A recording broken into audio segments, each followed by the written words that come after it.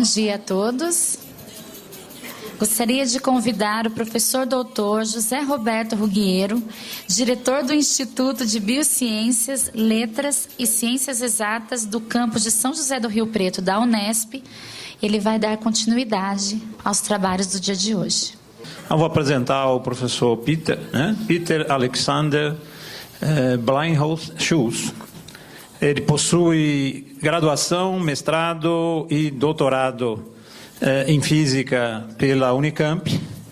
Possui o doutorado em Física também pela Universidade Autônoma de Madrid.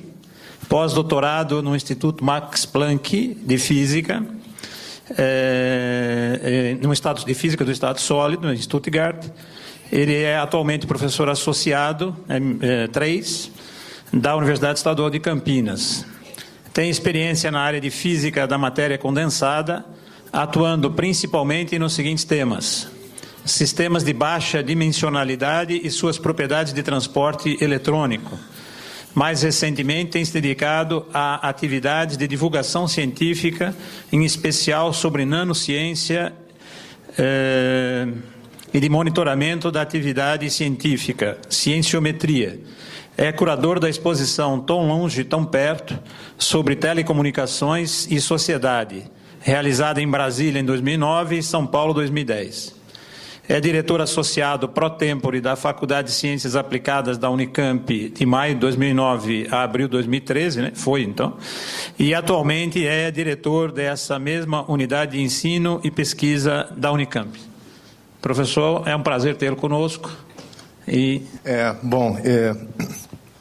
Bom dia, como dito, meu nome é Peter e eu era originalmente físico e agora eu faço um monte de coisas e eu mudei para essa Faculdade de Ciências Aplicadas, fui convidado para isso pelo ex-reitor da Unicamp, que esteve aqui ontem, o professor Fernando Costa, e é um campus, vale a pena talvez enquanto troco a pilha descrever rapidinho.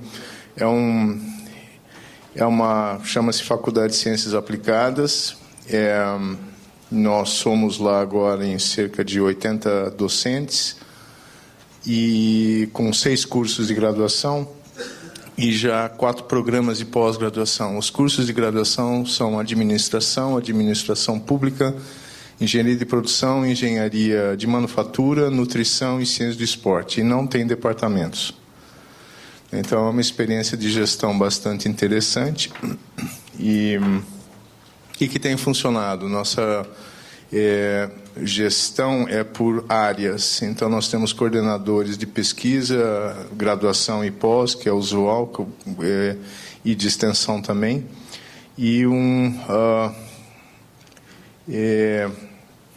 temos também uma congregação, enfim, essas instâncias deliberativas usuais, mas nós não temos departamento, toda a gestão é feita via os coordenadores das missões da universidade, não em unidades menores. E nós garantimos, de certa forma, que a estrutura não se departamentalize, né, porque a proposta é não ter departamentos, fazendo com que todas essas coordenações, elas, na verdade, têm uma estrutura diferente. Então, de graduação, obviamente, tem representante dos cursos de graduação. A de pós, dos cursos de pós, mas como os cursos de pós não têm um recorte associado ao curso de graduação, eles têm uma certa interdisciplinaridade, então essas representações são diferentes. A pesquisa ela é organizada em centros e laboratórios que também não guardam necessariamente o mesmo recorte da graduação. E como para mim esse tema é caro, interdisciplinaridade, eu a vejo como uma ferramenta e não um fim em si mesmo, e ela funciona, essa ferramenta funciona melhor se não houver uma estrutura departamental. E, na verdade, nós temos aí a discussão de uma alternativa, né, a 9 séculos de disciplinaridade, que 9 séculos é mais ou menos a idade da universidade, né, como instituição. só a Igreja Católica é mais antiga no mundo ocidental como instituição. E eu aí usei como pano de fundo essa imagem da Mesquita de Córdoba, que assumia no mundo ocidental, na Península Ibérica, pelo menos o papel de uma universidade antes da Universidade de Bolonha, não se chamava assim. E voltando um pouco no tempo, então, na universidade tem dois significados: associação de estudantes e professores com direitos legais coletivos garantidos por concessões de príncipes ou prelados, naquela época, ou então nome dado às cidades que abrigam esses estudantes e docentes. E é interessante que nessa época aqui, dessa imagem aqui, reitor era, na verdade, o coordenador do DCE da época, né? Porque em Bolonha vinham grupos de estudantes de vários países e quem regia, né, o comportamento dos estudantes eram chamados de reitores, né? Depois que a estrutura da universidade modificou, o reitor passou a ser o que é hoje. E naquela época era simples, né? Naquela época já havia departamentos, mas era maravilhoso porque no século XIII tinha um curso básico, né? Que isso é uma coisa que nós temos até hoje. Se tem um curso básico, não tem. Se é comum, não é comum, é pendular. E tinha 3 disciplinas, ou 4, né? O trivium, que era gramática, lógica e retórica, e o quadrivium, que era de aritmética, geometria, música e astronomia. E depois do curso básico, as pessoas podiam ter uma formação avançada em teologia, direito, medicina e artes, né? E na Idade Média, como não havia essa necessidade, as artes mecânicas, né, que passaram a ser as engenharias depois, e as ciências lucrativas, né, economia, administração e coisas desse tipo, elas eram mal vistas e não faziam jus a ser ensinada nas universidades, né? Só que, se eu fizer uma linha do tempo, né, desde o século XIII para cá, a universidade começa, então, no século... Para ver como se complexifica aquele trivium e quadrivium, começa, então, no século XI, com as disciplinas. E as disciplinas deram origem aos departamentos. Tinham outros nomes na época, né? Então, antes de 68, no Brasil, os departamentos eram as cátedras, né? Mas foi mudando de nome. E a pesquisa se incorporou à missão da universidade séculos depois. Na verdade, apenas com a proposta da Universidade de Berlim, por von Humboldt, em 1810, que é um manifesto muito interessante que ele lança ali. E junto nós temos, com a pesquisa, a visão dos pares. Ela não existia antes. A universidade não tinha o julgamento por pares durante séculos. E com a pesquisa sendo incorporada à universidade, nós temos aqui, digamos, uma indissociabilidade ensino e pesquisa, ou pelo menos a proposta disso. E apenas no século XX, nós começamos a ter, e que tem uma influência muito grande sobre a universidade como um todo, que é a visão e a revisão do que é ciência, né? Eu me refiro aqui, em particular, ao relatório de Vannevar Bush, logo depois da Segunda Guerra Mundial, sobre qual que é o papel da pesquisa na sociedade moderna e qual que é o papel da universidade fazendo pesquisa na sociedade moderna. Foi um relatório extremamente importante, ele ainda nos guia muito hoje, mas ele carrega uma visão muito linear do que é a ciência, né? Então, primeiro eu faço, a proposta dele, a pesquisa básica, depois a pesquisa básica pode se transformar em pesquisa aplicada, e depois a pesquisa aplicada pode se transformar em inovação, e daí esta missão vai ter um contato com a sociedade. Na verdade, temos cada vez mais exemplos de que isso acontece simultaneamente, né, as 3 ou 4 frentes. E o que acabou levando essa proposta de que esse modelo linear, na verdade, ele não explica tudo, foi o surgimento da interdisciplinaridade. Ela é uma coisa do meados do século passado. E nesse quadro fica um pouco mais complicado quando ensino de graduação e pesquisa em sociais na universidade deram origem também aos programas de pós-graduação. Em particular no Brasil, isto é uma coisa que começou em meados do século passado. E a visão dos pares, obviamente, influencia isso. As revisões do que é ciência também impactam na pós-graduação. E aí, bom, esse aqui é um fantasma recente. Eu digo fantasma porque em muitas áreas a gente sabe exatamente o que significa avaliação e geralmente não concorda com ela, né? Por exemplo, quem aqui não teve já pesadelos com a CAPES, por exemplo, e os comitês da CAPES avaliando os programas de pós-graduação? Putz, por que o meu programa é 4? Como é que eu não consigo subir para 5? Pois esse quali está errado e assim por diante, né? Então, eu acho que é todo um tema em si de discussão, só que ele veio para ficar, né? Ele não vai sair, ele pode se transformar, mas ele veio para ficar. E lembra do Trivium, do Quadrivium? E daí eu tenho um levantamento mais ou menos recente na Unicamp, são 60x, eu não sei se são 66 ou 67 cursos de graduação, e são oferecidos um total de, ou foram pelo menos em 2011, 5.562 disciplinas ativas nos catálogos. Eu não sei se todas essas disciplinas fazem sentido. É um negócio muito difícil de ser administrado e não sei se é eficiente, né?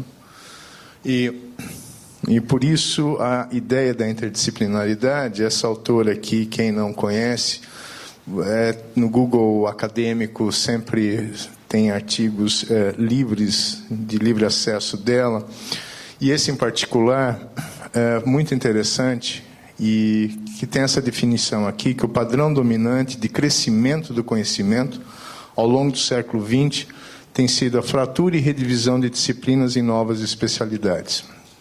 Isso chega um momento em que essa nova disciplina, essa nova especialidade quer ser um departamento, quer ganhar o status de departamento. E a especialização tem sido um fenômeno que é auto-amplificado por causa do status, né, que ela busca ter, resultando em 8.530 campos de conhecimento definidos por volta de meados da década de 80 do século passado. Então, imagina uma universidade como a Unesp ou a USP. Eu acho que a Unicamp nunca se propôs a isso, mas a USP com certeza abarcar realmente universidade, todas as áreas do departamento do conhecimento, ela teria que ter, em meados da década de 80, 8.530 departamentos, né? Isso não dá para gerir, não dá para seguir desta forma, né? Essa é a hipótese, essa é a premissa de toda essa discussão sobre interdisciplinaridade. Eu não consegui achar um levantamento mais recente, deve ser um trabalho, mas só no que eu me envolvo um pouco, de lá para cá, nesses 8.530, por exemplo, não existia nanotecnologia em meados da década de 80, e genômica, proteômica, neuroeconomia e outros também não existiam esses campos. Então, não são mais 8.530, são 9.000, 10.000 áreas do conhecimento, pelo menos, ok?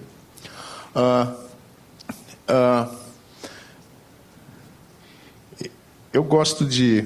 Na verdade, isso é do texto da Julie Klein,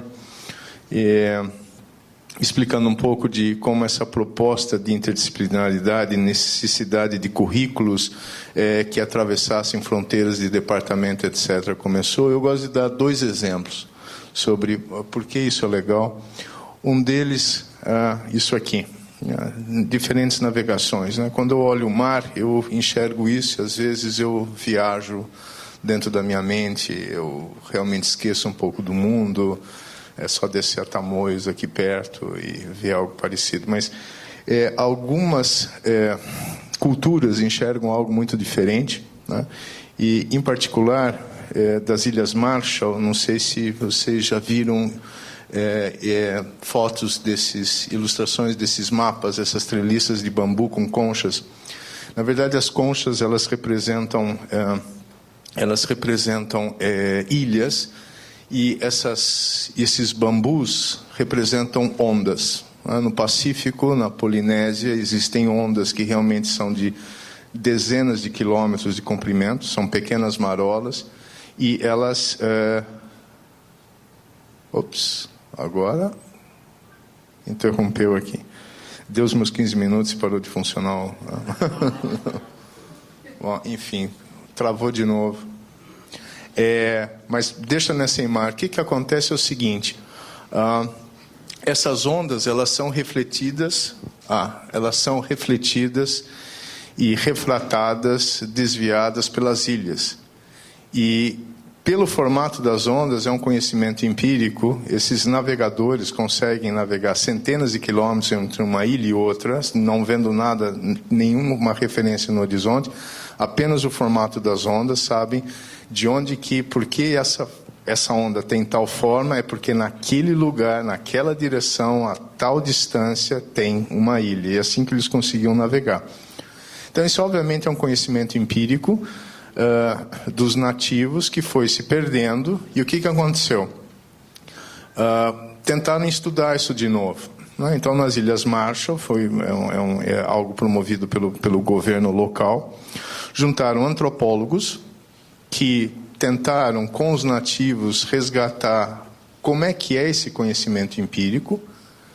Os antropólogos conseguiam traduzir isso para uma linguagem, digamos, técnico-científica ocidental, passaram isso para oceanógrafos que simularam as ondas de acordo com as posições e tentaram associar o resultado das simulações das correntes e das ondas que eles conseguiam fazer matematicamente, computacionalmente, com o que era descrito na linguagem nativa, né? E com isso, o que aconteceu? Entenderam como foi essa navegação e, de quebra, né, é interessante que, além de interdisciplinar em pesquisa, tem uma certa indissociabilidade de ensino, pesquisa e extensão, porque isso resultou em novos mapas e em meios de ensinar aos jovens locais essas antigas técnicas de navegação, e isso deu um boom turístico nas ilhas, né? Quer dizer, voltar a navegar dessa forma. E um outro exemplo que eu acho muito legal é o comportamento coletivo dos estorninhos, né? Que são essas revoadas de aves.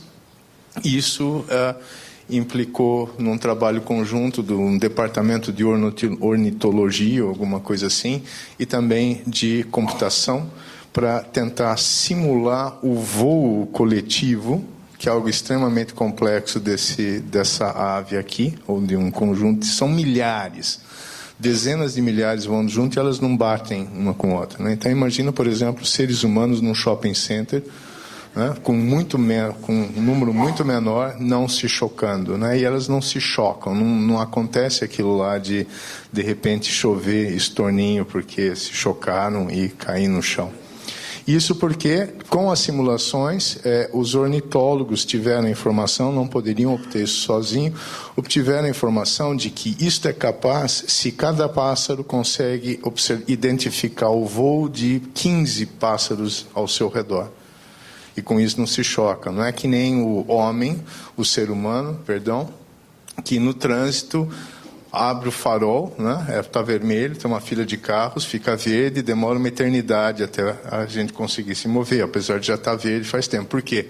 Porque o primeiro vê o verde, sai. O segundo só vai se mover se o primeiro mover. O terceiro só se o segundo, e assim por diante. Isso chama-se uma cadeia marcoviana, né? São coisas muito pouco eficientes e demoradas. E os estorninhos, eles são não marcovianos, como a gente chama, porque eles conseguem acompanhar 15 outros ao mesmo tempo. E aí eu coloco, chegando no final, que multidisciplinaridade, né, ou seja, colocar várias disciplinas juntas, tentando abordar um problema, pode ser declarada, né? Então, esse campus é multidisciplinar, ou esse departamento é multidisciplinar e tal, mas interdisciplinaridade, de fato, é um processo. Ele é longo, não linear e difícil de ser avaliado. E aí eu pego 3 departamentos. E como é que... e respostas de departamentos costumam ser mais lentas do que a dinâmica, por exemplo, de surgimento de uma nova área do conhecimento. Então, como é que isso acontece? Por exemplo, então, no Departamento Verde, tem um docente, ou um grupo pequeno de docentes, que se desloca da sua zona de conforto. No outro departamento rosa, a mesma coisa, e do laranja, a mesma coisa, e eles fundam ou fazem algo fora da estrutura departamental, mas tem que ser de acordo com as regras de seus departamentos de origem, e, em geral, tentam fundar um novo departamento se a coisa dá certo. Ok? Agora, e aqui? Mas e se isso? Que número que vocês estão enxergando aí? Quem não está enxergando 74? Quem não está enxergando número nenhum? Outro número que não seja 74?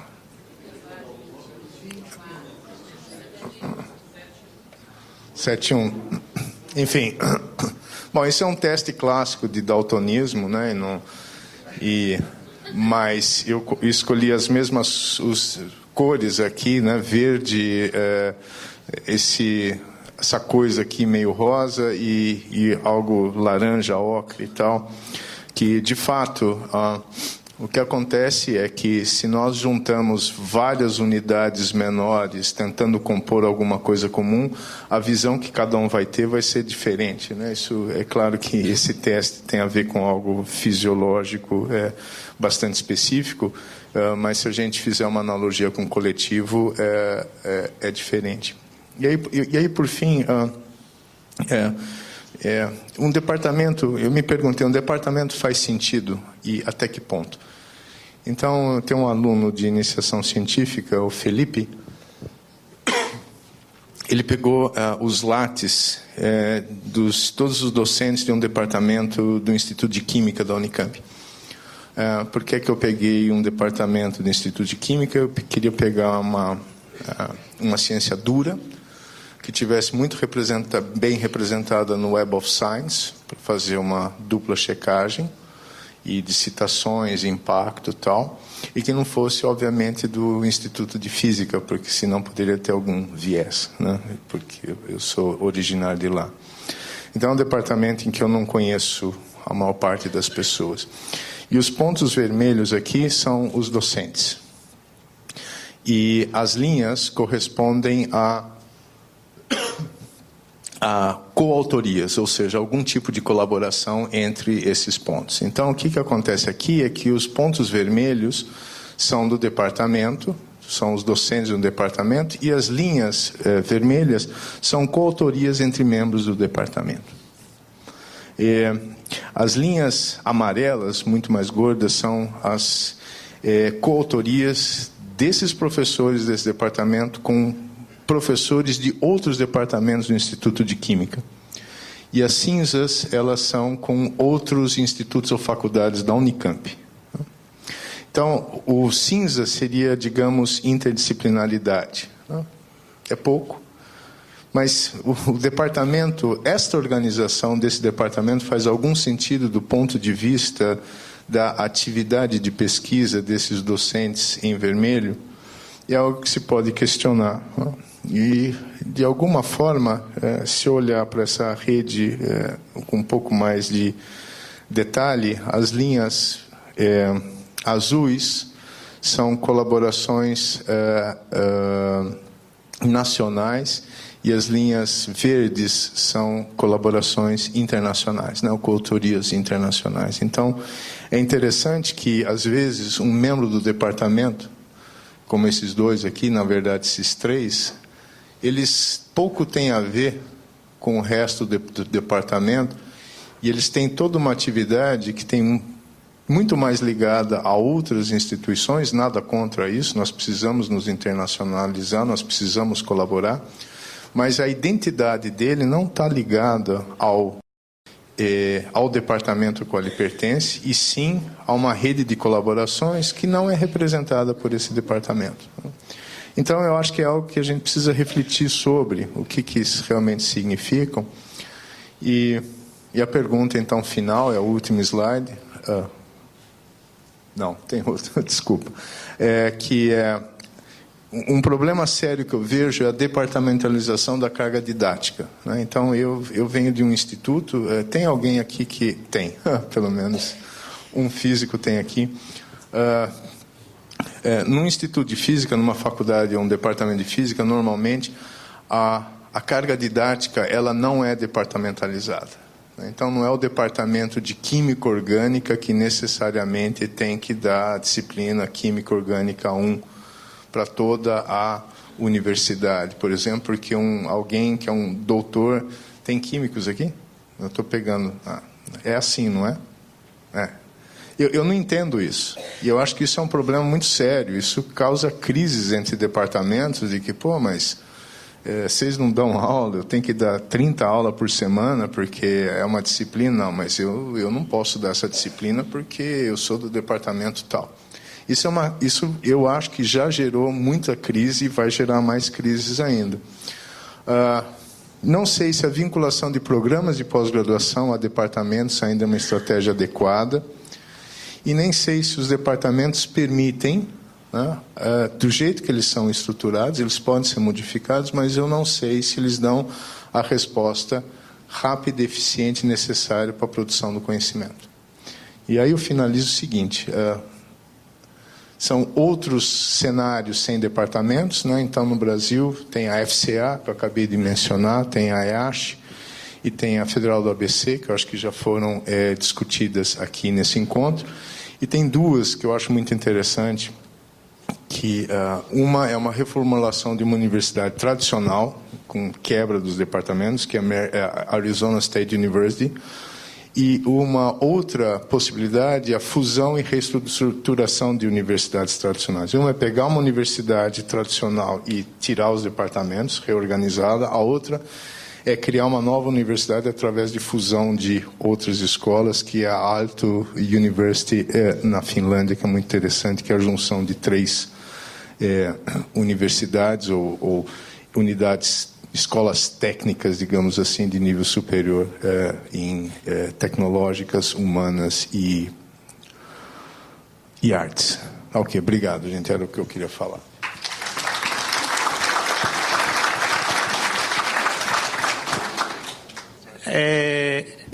As ciências básicas, elas caminharam ao longo dos séculos anteriores muito através do reducionismo, né? Particularmente a física, que é uma delas, está certo? E nesse momento, a partir de um conjunto de questionamentos das próprias disciplinas, começa a se ver a necessidade de tentar enxergar um pouco o todo e não sair um pouco do reducionismo, né? A origem dessa preocupação com a interdisciplinaridade nasce daí ou não?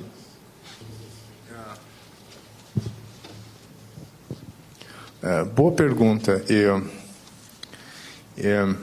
Acho que nenhuma grande ideia ou um grande conceito tem uma origem única, né? Isso que a gente chama em sociologia da ciência de múltiplas descobertas.